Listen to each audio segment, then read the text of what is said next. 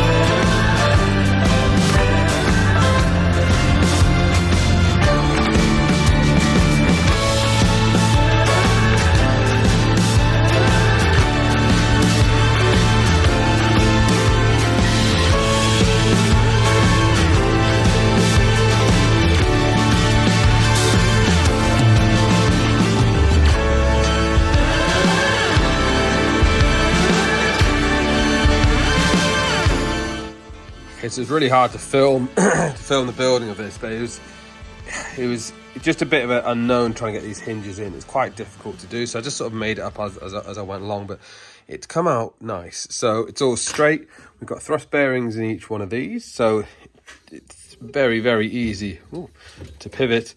It's got absolutely no play in the thing, no twisting back and forth or anything, so should be plenty good.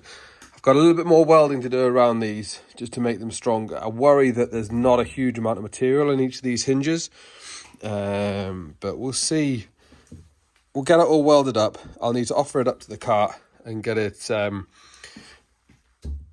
mounted. I want to put another bearing in here on this top bar that's going to mount to the top of the cart as well. So this will be held, and then as the cart chassis pivots, this pivots with it, which is obviously what's going to hold the wheels on the end. It's going to give them their tilt. So I want to try and demonstrate how square all this came out as well, which was the hardest part of this. So bottom bar sat at pretty much 0 degrees, level. Top bar,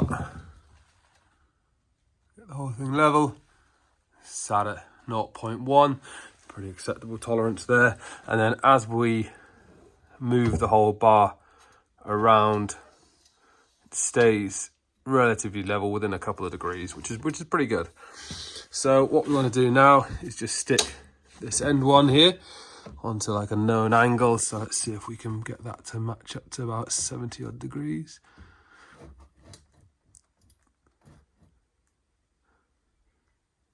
Oops. So 70.2 there. It's gonna be difficult to try and do this hole to keep it steady with one hand, but let's swap that over to the other side. 69.5. So half a degree's difference on either side isn't going to make much difference overall. So pretty pleased with all that.